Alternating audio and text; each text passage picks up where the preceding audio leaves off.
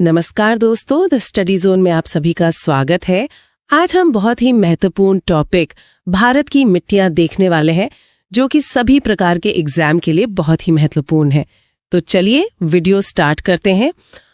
आज का ये जो डीप डाइव है ना, ये पूरी तरह से उन तथ्यों पर आधारित है जो सीधे परीक्षा में पूछे जाते हैं। हम लोग मृदा विज्ञान, जिसे पेडोलॉजी कहते हैं, उसकी बारीकियों को डिकोड करने वाले हैं। बिल्कुल।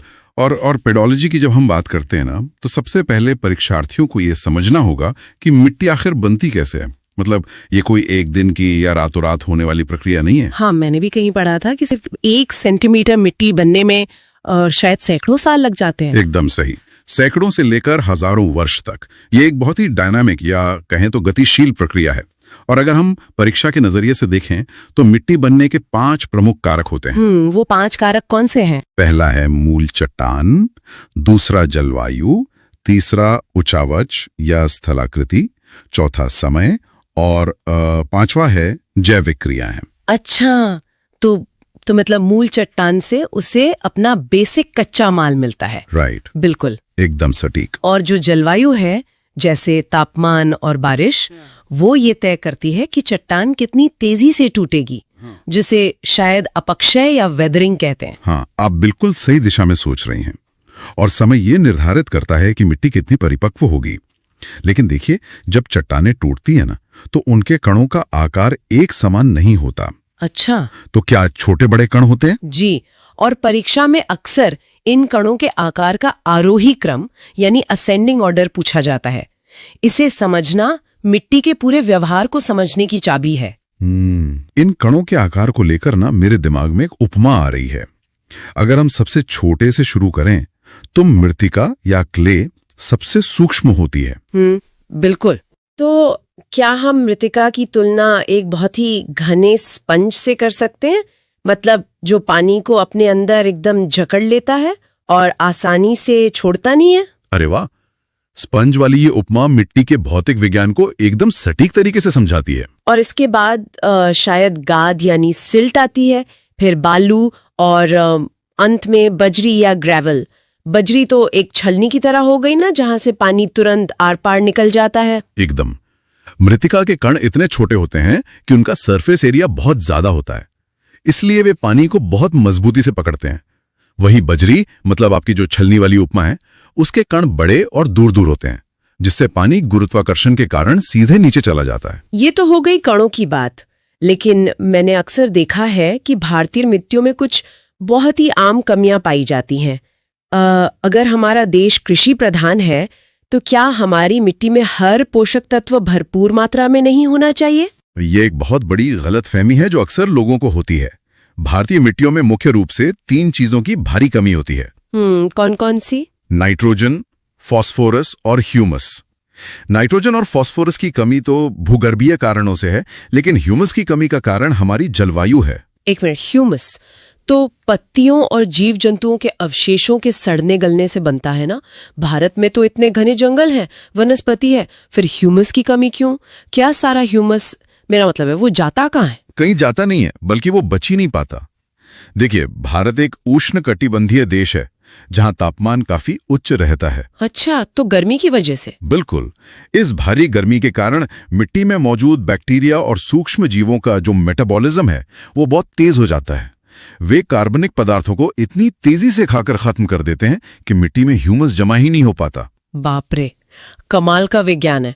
मतलब बैक्टीरिया की भूख हमारी मिट्टी का ह्यूमस तय कर रही है। सही कहा। ठंडे देशों में ये प्रक्रिया धीमी होती है, इसलिए वहां ह्यूमस ज्यादा मिलता है। अब अगर इन 3 बड़ी कमियों के बावजूद भारत कृषि के क्षेत्र में इतना बड़ा मुकाम रखता है, तो इसका श्रेय निश्चित रूप से जलोढ़ मिट्टी या एल्यूवियल सॉइल को जाता होगा। जी बिल्कुल। इसके बिना भारतीय कृषि की कल्पना भी नहीं की जा सकती। मैंने स्रोतों में पढ़ा है कि ये भारत के लगभग 40 से 43% हिस्से में फैली है। हाँ, और इसे दोमट, कछारी या कोप मिट्टी भी कहते हैं। नदियों द्वारा पहाड़ों से काटकर लाए गए निक्षेपों या डिपॉजिट्स के लगातार जमा होने से ये बनती है। तो इसमें पोषक तत्व कैसे होते हैं? इसमें पोटैश, चूना और फास्फोरिक एसिड भरपूर होता है। हालांकि जैसा हमने पहले बात की, इसमें भी नाइट्रोजन और ह्यूमस की कमी होती है, जिसे किसान खादों के जरिए पूरा करते हैं। राइट, गेहूं और धान के लिए तो ये एकदम वरदान है। परीक्षार्थियों के लिए इसमें दो बहुत ही कंफ्यूज करने वाले शब्द आते हैं, खादर और बांगर। बिल्कुल, ये दोनों जलोढ़ मिट्टी के ही प्रकार हैं। इन दोनों के अंतर को याद रखने के लिए ना मैंने एक ट्रिक सोची है। बांगर मतलब भंगार, भंगार मतलब कबाड़। हाँ, भंगार यानी पुराना, और कबाड़ तो बांगर का मतलब हो गया पुरानी जलोढ़ मिट्टी, और खादर हो गई बिल्कुल नई। अरे ये ट्रिक तो परीक्षा कक्ष के दबाव में परीक्षार्थियों के बहुत काम आ सकती है। इसके पीछे का भूगोल बस इतना है कि खादर वो इलाका है जहां नदियां हर साल बाढ़ के दौरान नई और बारीक गाद लाके बिछा देती हैं। तो मतलब वो प्राकृतिक रूप से रिचार्ज होती रहती है। एकदम, इसलिए वह अत्यधिक उपजाऊ है। दूसरी ओर बांगर वो ऊंचा इलाका है जहां अब बाढ़ का पानी नहीं पहुंचता।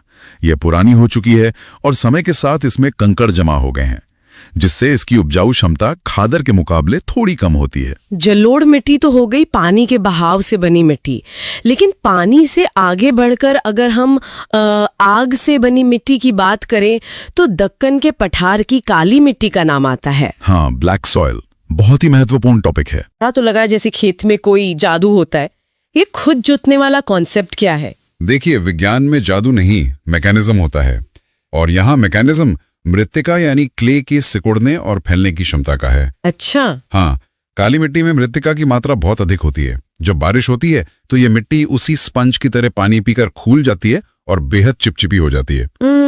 और जब सूखती है तब? जब सूखा पड़ता है तो इसके कण सिकुड़ते हैं। इस सिकुड़न से खेतों में बहुत लंबी और गहरी दरारें पड़ जाती हैं। ओहो। तो उन गहरी दरारों के कारण हवा और ऑक्सीजन मिट्टी के अंदर गहराई तक आसानी से पहुंच जाते होंगे। बिल्कुल, और दूर से देखने पर ऐसा लगता है जैसे किसी ट्रैक्टर ने अभी अभी गहरी जुताई की हो। समझ गई। और इसका जन्म भी शायद कम दिलचस्प नहीं है। ये बसाल्ट लावा चट्टानों के अपक्षय से बनी है ना? जी, प्राचीन काल में ज्वालामुखियों से निकले लावे ने दक्कन के पठार को ढक लिया था। उन्हीं चट्टानों के हजारों सालों तक टूटने से ये मिट्टी तैयार हुई है। और इसका ये गहरा काला रंग, क्या लावे के कारण ये काली है या इसके पीछे कोई खास रसायन है? रंग के पीछे एक विशिष्ट यौगिक है, टिटेनीफेरस मैग्नेटाइट।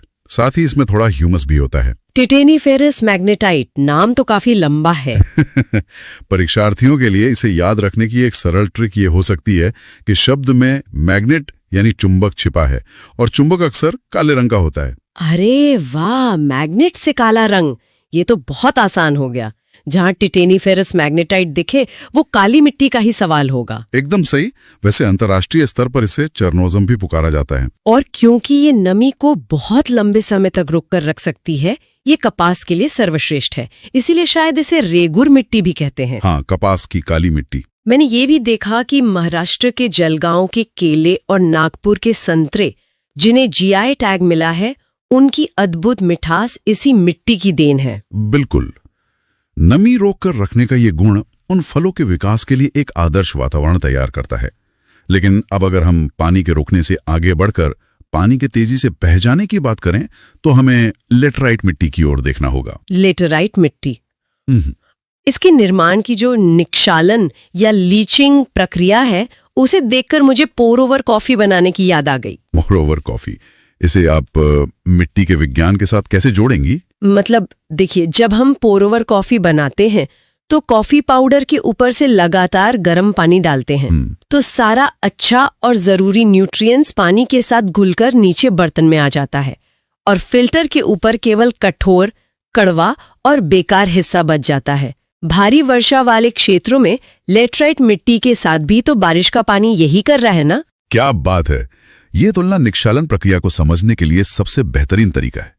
भारत में जहां अत्यधिक तापमान और मूसलाधार बारिश एक साथ होती है, जैसे केरल या मेघालय, वहां ये प्रक्रिया होती है। तो भारी बारिश के कारण मिट्टी के भीतर का अच्छा हिस्सा नीचे चला जाता है। हाँ, भारी बारिश के कारण मिट्टी के भीतर का चूना और लवण पानी में घुलकर गहराई में चले जाते हैं, और सतह पर जो कॉफी का कठोर हिस्सा बचता है वो है लोहा और एल्यूमिनियम के ऑक्साइड। अच्छा, इसी लोहे के कारण सूखने पर ये ईंट जैसी कठोर हो जाती होगी। शायद इसीलिए इसका नाम लैटिन शब्द लेटर से पड़ा है, जिसका अर्थ ही ईंट होता है। एकदम। मैंने पढ़ा है कि गीली होने पर ये दही जैसी लिजलिजी और सूखने पर पत्थर जैसी हो जाती है। जी, और इसी कठोरता के कारण इसका इस्तेमाल भवन निर्माण की ईंटें बनाने में खूब होता है। प्राकृतिक रूप से ये ज्यादा उपजाऊ नहीं है, लेकिन उर्वरकों की मदद से ये चाय, कॉफी और विशेषकर काजू की खेती के लिए बहुत शानदार साबित हुई है। हाँ, केरल और तमिलनाडु के काजू के बागान तो बहुत प्रसिद्ध हैं। अच्छा, रंग बदलने की कला में लाल पीली मिट्टी भी पीछे नहीं है। बिल्कुल नहीं। एक ही मिट्टी दो रंगों में कैसे दिख सकती है? शुरुआत में मुझे लगा शायद तेज धूप से इसका लाल रंग उड़कर पीला हो जाता होगा। क्या ऐसा कुछ है? धूप का इसमें कोई रोल नहीं है। ये पूरा खेल लोहे और पानी के रासायनिक मिलन का है। मूल रूप से ये मिट्टी लाल होती है, जिसका कारण इसमें मौजूद आयरन ऑक्साइड है। मतलब जैसे लोहे में जंग लग जाती है, वैसा कुछ। एकदम वही चीज। लेकिन जब यही मिट्टी बारिश का पानी सोख लेती है, यानी रासायनिक भाषा में ये हाइड्रेटेड फेरिक ऑक्साइड बन जाती है, तब पानी के अणुओं के जुड़ने से इसका रंग पीला दिखाई देने लगता है। ओह, ये तो दक्कन के पठार के पूर्वी और दक्षिणी हिस्सों में ज्यादा मिलती है ना? और क्योंकि इसमें बजरी ज्यादा होती है, ये बहुत छिद्रदार होती है। हाँ, ये पानी को स्पंज की तरह रोक नहीं पाती, छलनी की तरह पानी जल्दी नीचे रिस जाता है। और यही कारण है कि ये मोटे अनाज जैसे ज्वार, बाजरा या जिसे हम श्री अन्न कहते हैं, उनके लिए सर्वोत्तम है, क्योंकि मोटे अनाजों को ज्यादा पानी के ठहराव की आवश्यकता नहीं होती। बिल्कुल सही। अब अगर हम भारत के नक्शे के किनारों की ओर जाएं, तो भौगोलिक चरम सीमाओं के कारण हमें बिल्कुल विपरीत प्रकार की मिट्टियां मिलती हैं। भौगोलिक चरम सीमाएं मतलब एक तरफ पानी से लबालब दलदली मिट्टी और दूसरी तरफ एकदम सूखी मरुस्थलीय मिट्टी। जी हाँ, इन दोनों की तुलना करना मिट्टी के निर्माण में जलवायु के प्रभाव को एकदम स्पष्ट कर देता है। दलदली मिट्टी भारी वर्षा और उच्च आर्द्रता वाले तटों जैसे केरल और सुंदरबन डेल्टा में मिलती है। यहाँ पानी हमेशा भरा रहता है। और पानी भरे रहने से क्या होता है? स्रोतों में बताया गया है कि इसमें 40 से 50% तक केवल ह्यूमस या जैविक पदार्थ होता है। इतना ह्यूमस तो भारत की किसी मिट्टी में नहीं है। वो इसलिए क्योंकि पानी के जमाव के कारण वहां हवा या ऑक्सीजन अंदर नहीं जा पाती, तो चीजें सड़ नहीं पाती। सही पकड़ा। इसके कारण पेड़ पौधों और वनस्पतियों का जो सामान्य अपघटन या डिकम्पोजिशन होना चाहिए, वो नहीं हो पाता। अधगले जैविक पदार्थों का अंबार लग जाता है। बाप रे। ये मिट्टी भारी, गाढ़े काले रंग की और पानी के कारण अत्यधिक अम्लीय होती है। जिन फसलों को हमेशा पानी चाहिए, जैसे चावल और जूट, उनके लिए ये बहुत उत्तम है। और इसके ठीक विपरीत है पश्चिमी राजस्थान की मरुस्थलीय मृदा। यहाँ न पानी है न ह्यूमस। ये यांत्रिक अपक्षय या मैकेनिकल वेदरिंग से बनती है। बिल्कुल।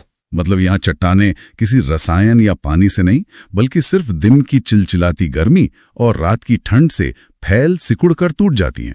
यही यांत्रिक अपक्षय का मूल सिद्धांत है।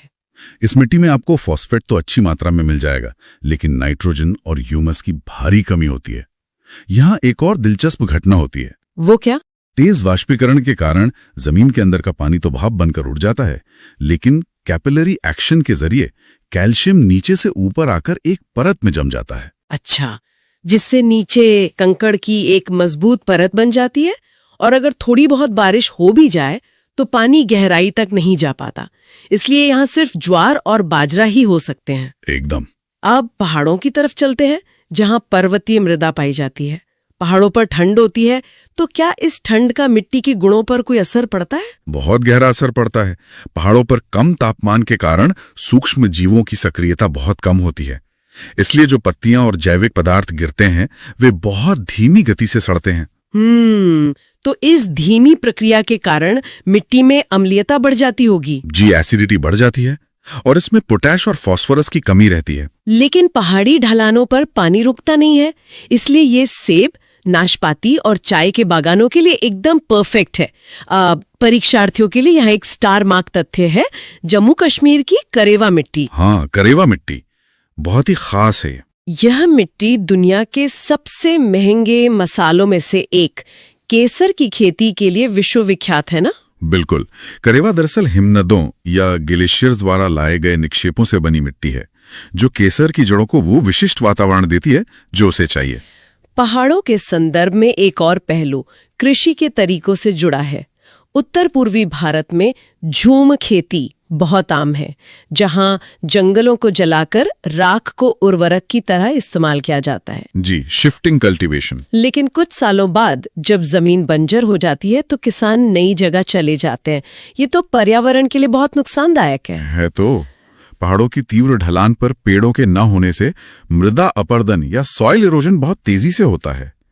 इसी कटाव को रोकने के लिए सीढ़ीनुमा खेती या टेरेस फार्मिंग की जाती है। पहाड़ों को सीढ़ियों में काटकर खेती करना ताकि पानी की स्पीड को ब्रेक लगाया जा सके। जी, सीढ़ीनुमा खेती पानी के वेग को कम करके मिट्टी को बहने से रोकने का सबसे बेहतरीन और व्यावहारिक तरीका है। तो हमने भारत की 8 प्रकार की मिट्टियां, जलोढ़, काली, लाल पीली, लेटराइट, पर्वतीय, मरुस्थलीय और दलदली का विज्ञान समझ लिया। लेकिन अब आते हैं उस खतरे पर जो इस पूरी व्यवस्था को बर्बाद कर सकता है। हाँ, ये बहुत जरूरी हिस्सा है।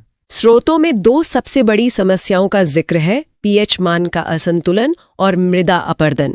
कृषि के लिए मिट्टी का केमिकल बैलेंस बहुत जरूरी है। पीएच स्केल पर 7 का मान न्यूट्रल है, जो खेती के लिए आदर्श है। अगर पीएच 7 से कम है तो मिट्टी अम्लीय या एसिडिक हो जाती है।